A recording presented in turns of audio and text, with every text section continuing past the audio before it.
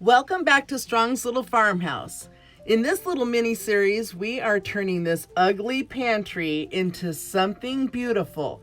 You should see our previous video where we added this gorgeous cedar planking, and this week we're adding the shelves. And stick with us to the end and we'll show you how we did this seamless wraparound shelving.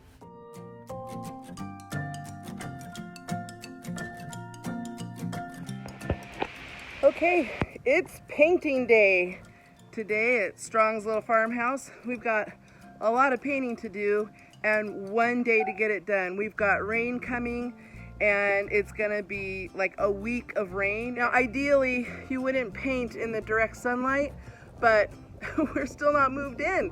It's only been 1 month. I mean, what are you expecting? To be totally unpacked within a month? That's crazy talk.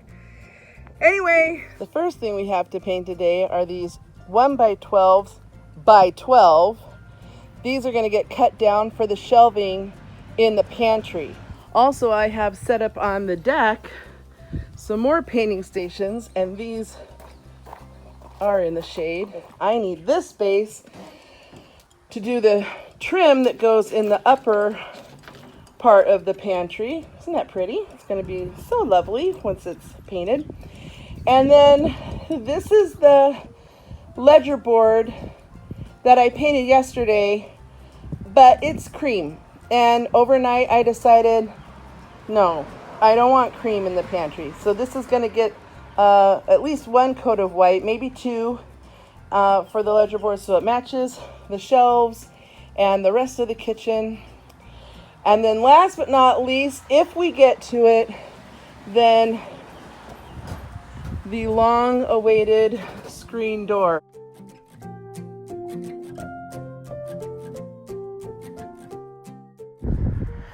Okay, it was way too hot out front, and I did manage to find some shade back here, so we moved the boards back here, and we're gonna get started painting, and I'm gonna get Mark on this job right now. Okay, Mark's doing a good job of knocking out these 1x12s by 12. These are going to be the shelves in the pantry. So he's getting a second coat on one side. We're hoping to get probably 4 coats on each side. So we're gonna just keep coming back to it and getting more paint on. Good job, Mark. Thank you.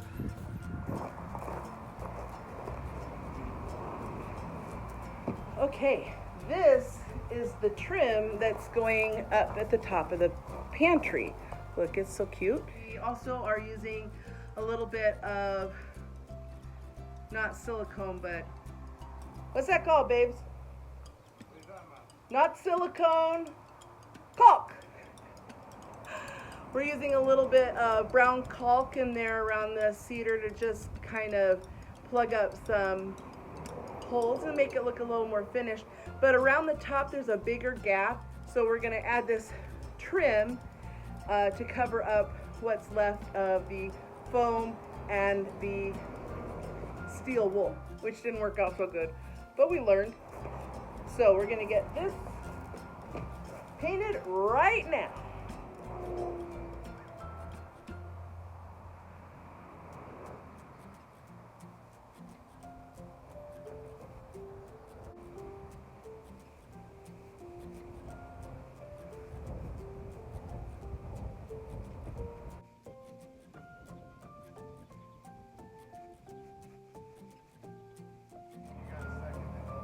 Yeah, 1 second. I gotta get these little drips cleaned up before it dries.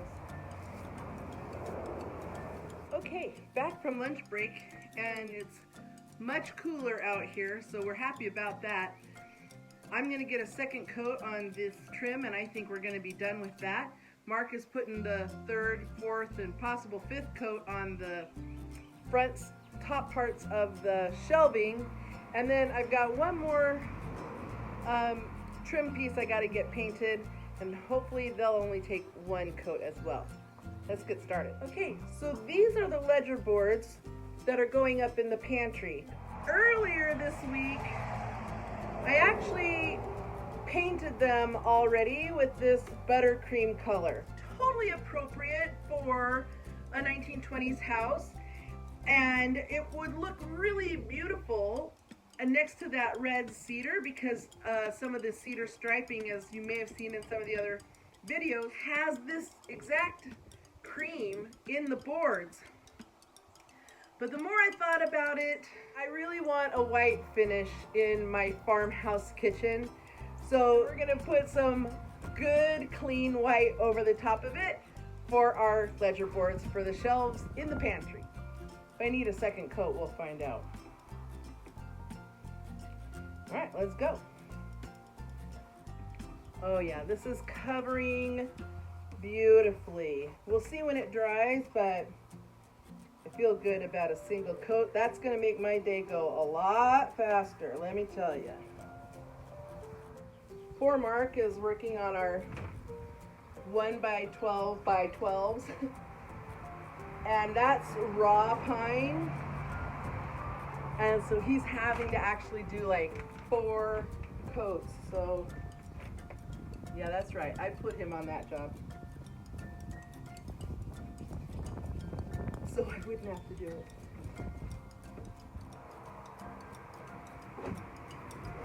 How's it going? Good. Good. I was just telling everyone in YouTubeville that I put you on the easy/hard project. It's easy because it's just a roller on a 1x12. It's a big flat piece of wood, but you have to do like 4 coats. So I'm sure we'll get comments below how much I abuse you. Take advantage of your good nature. You can use hashtag poor Mark if you think I'm taking advantage of him. And you are, because I am such a nice guy. You are a nice guy.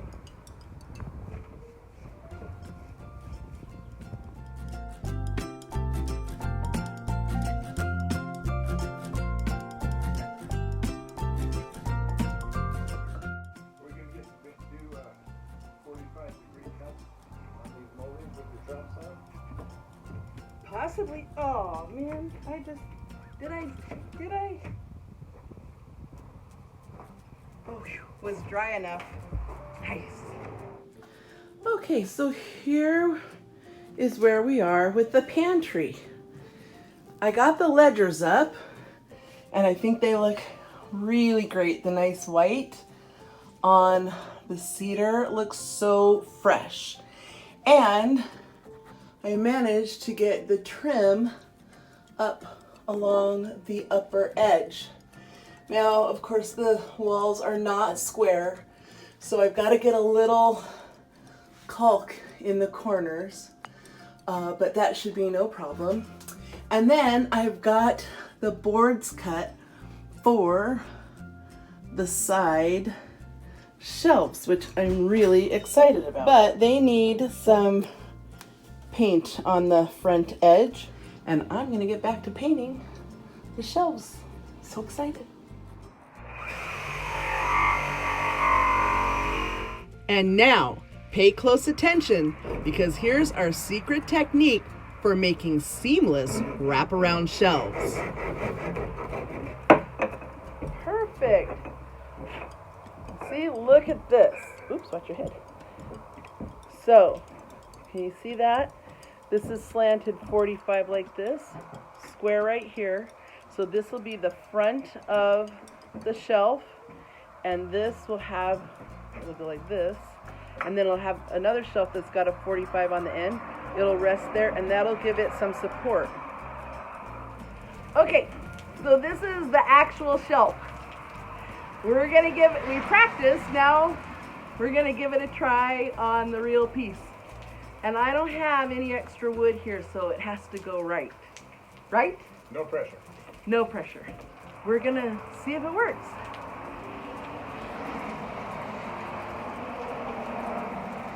Fingers crossed.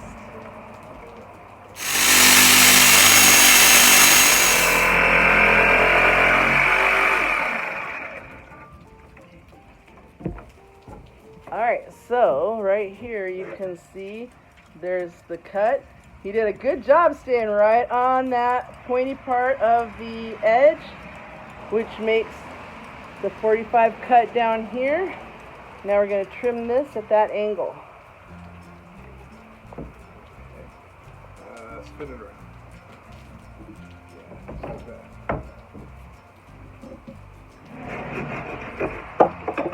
Beautiful! Look at that! Nicely done, Mark Strong. Look at that end. Look at that beautiful 45. Okay. So that was the small one. So now he has to do, that was only 9.5 inches. Now he has to do 11 1/4.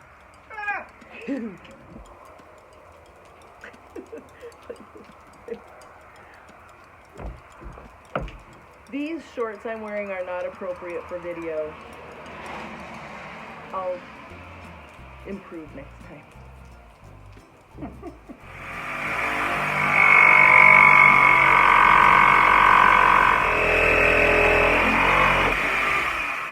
Oh, your blade broke. Oh, no, it just jiggles out. Is that what it looks like on the end usually? Yeah.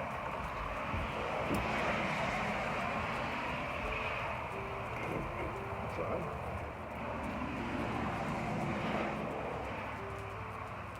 Yeah, it's a little odd. Okay.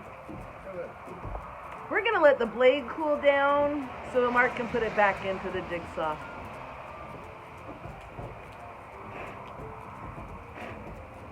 Just another day at Strong's little farmhouse.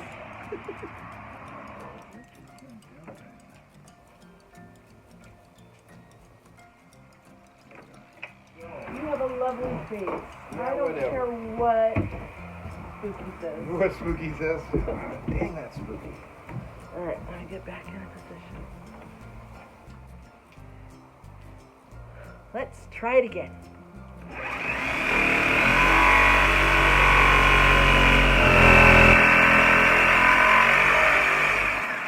Perfect! Woohoo! Look at that! Another one down. Only one more to go. 11 1/4. Like that. That's my sound effects. I see. Speed square. Speed square. Right on the end like this. Mark it. Check. Flip it. Check. We're all ready to go. You're done. Ready? Yep.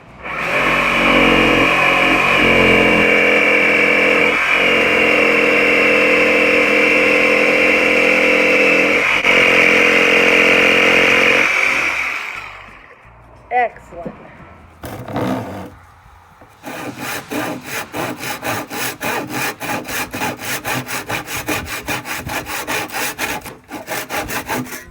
Perfect.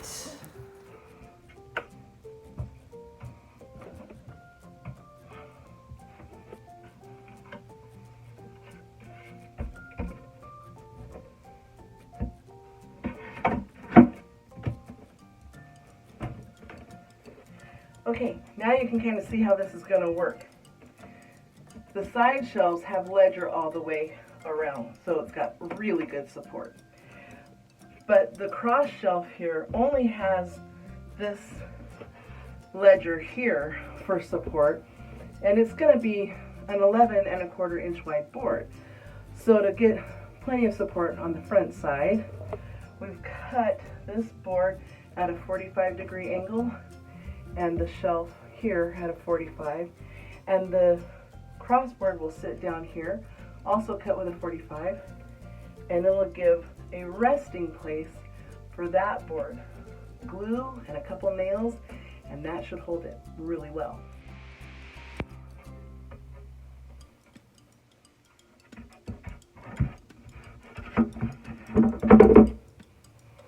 Okay, there's a second shelf.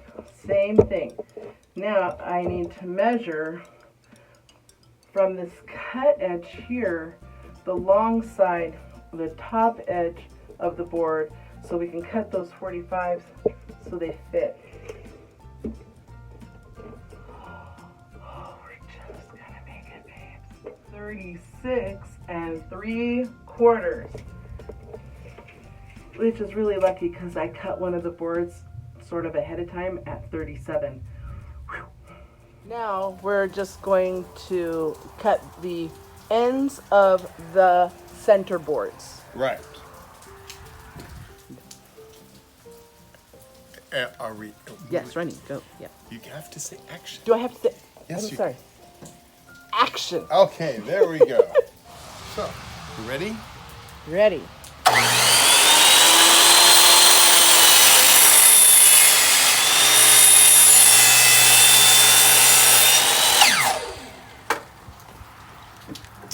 And there we go, our first 45. And this is going to sit on top of the other 45 on the other board, and it'll give complete support while being completely flush. Very nice. Because your other options, if you don't do it this way, is you got to either butt it up end to end and then toenail it, which isn't a very strong connection, or you got to stack the lumber on top of each other, and then it's uneven and it looks cheesy. Now we got to measure 36 3/4. Oh, that is right to the edge.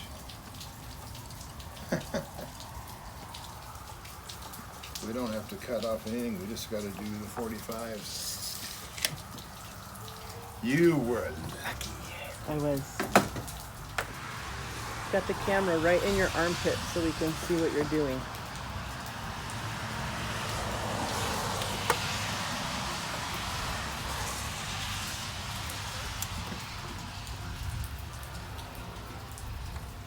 Okay. You ready? Ready.